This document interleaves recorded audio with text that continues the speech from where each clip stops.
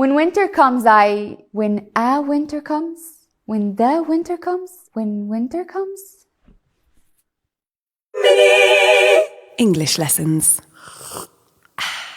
Do you know when to use a or an? We use them before singular countable nouns. For example, an apple.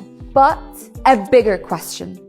Do you know when not to use a or an? Sometimes when you translate from your language, you might add a or an where English doesn't. In today's mini English lesson, we're going to look at 5 categories where you don't use indefinite articles. By the way, that's a and an. Category number 1. We don't use indefinite articles before seasons. For example, winter, spring, summer, autumn. In summer, all I really do is eat ice cream and complain about the weather.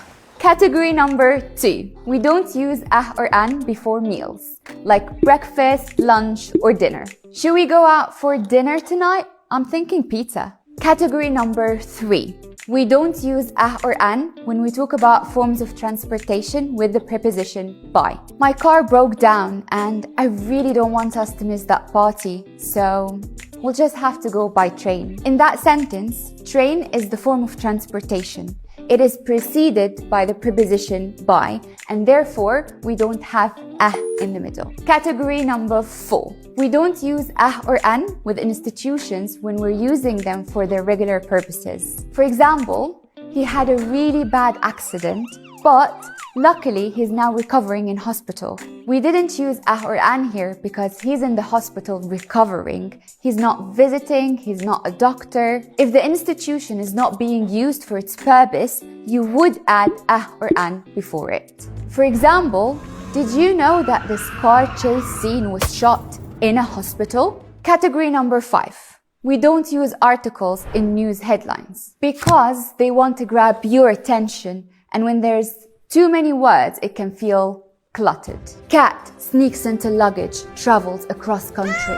Parrot orders pizza, surprises owner. So there you go. Those are 5 categories where we don't use a or an. Seasons, meals, transport with the preposition by, institutions when they're used for their purposes, and news headlines.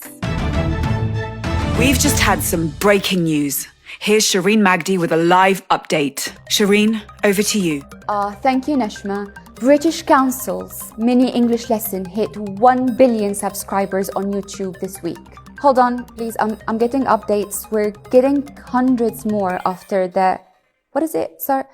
Indefinite article mini English lessons episode. Well done.